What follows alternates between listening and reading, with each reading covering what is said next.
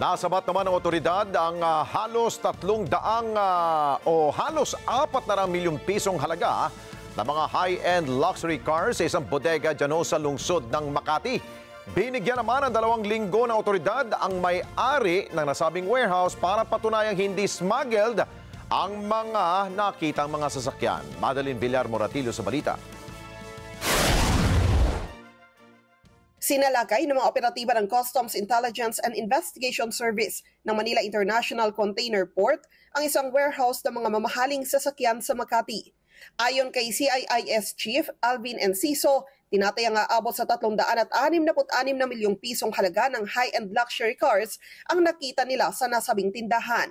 Kabilang sa kanilang nakita ay McLaren, Ferrari, Porsche at iba pang mamahaling sasakyan.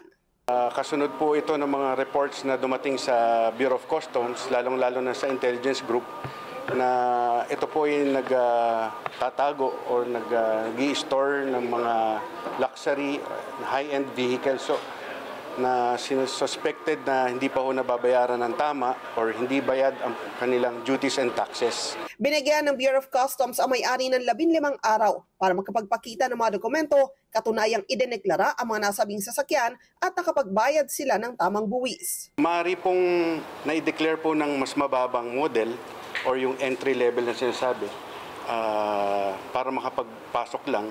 Kasi kung makikita naman sa x-ray, pare-parehas naman po silang sports car, pare-pareho silang sa initial check-it, makita lang sa documents, dineclare naman po na sports car, McLaren, pero just the same, pinalabas pa rin. Ang ilan sa mga sasakyan, may plaka na, kaya nakikipag-ugnayan na rin ng BOC sa Land Transportation Office. Hindi naman inaalis sa mga otoridad ang posibilidad na ang mga sasakyan na ito ay pag-aari ng mga dating nasa Philippine Offshore Gaming Operation o POGO. Initial information po namin, ito raw po yung mga vehicles o transportation na ginagamit ng mga taga-POGO ho dati. Kaya makikita po natin sa mga initial documents na pinakita ho sa atin, puro mga foreigners from China, from Taiwan, and may Korean din.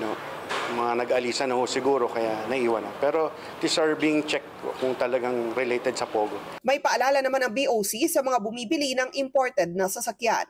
Ang pinapakiusap nga ho natin sa public, kung bibili ho kayo ng mga luxury vehicles or imported vehicles na sinasabi nga ho natin, kung hindi ho manggagaling sa mga local dealers ho natin, pwede ho kayong humingi ng certificate of payment.